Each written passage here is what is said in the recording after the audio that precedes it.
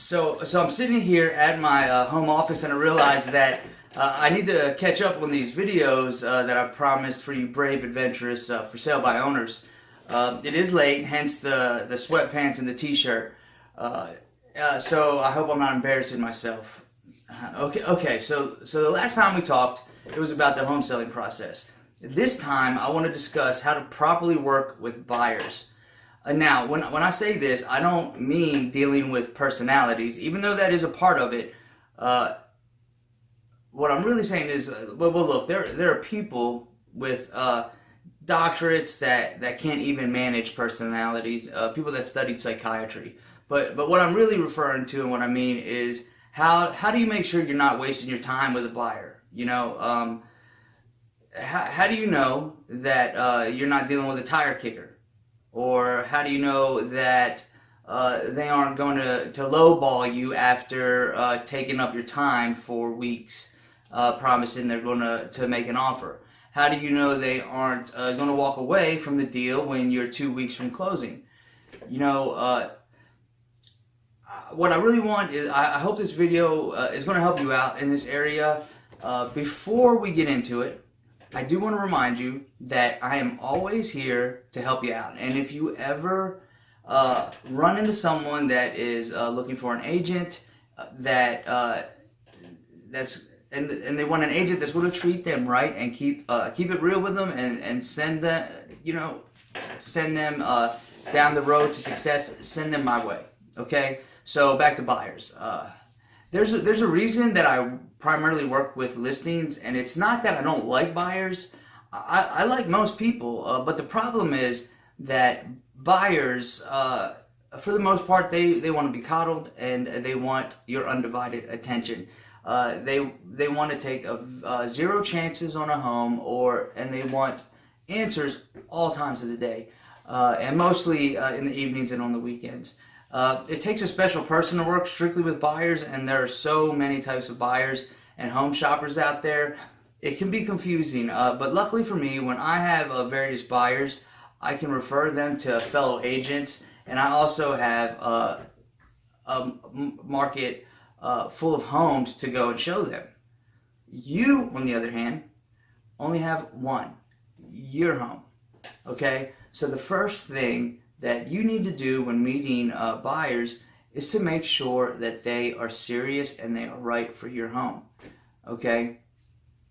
When meeting with buyers for the first time, you need to qualify them. Okay? And this should really happen before you even set an appointment, preferably over the phone, because you don't want to show them the home if it's not really worth meeting them in the first place.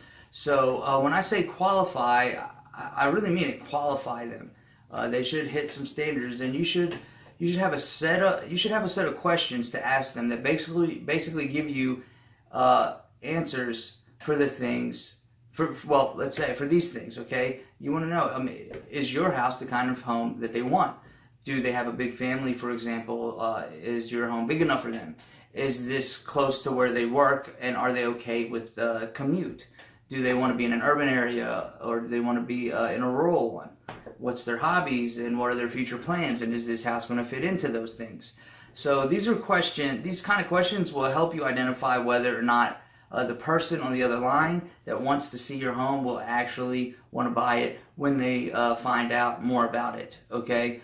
The next thing you want to do is find out if they can buy it. Are they financing? And if so, how much are they approved for? Do they have an approval letter or a pre-qualification letter? Are they buying with cash? And if so, what's their budget?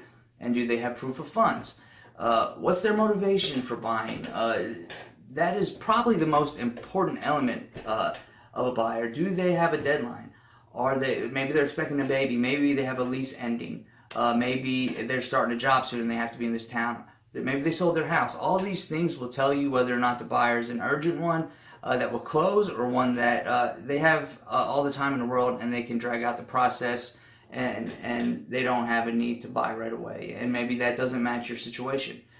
Maybe you're one of those FSBOs who doesn't care if their house sells. I don't know. A lot of you guys tell me that.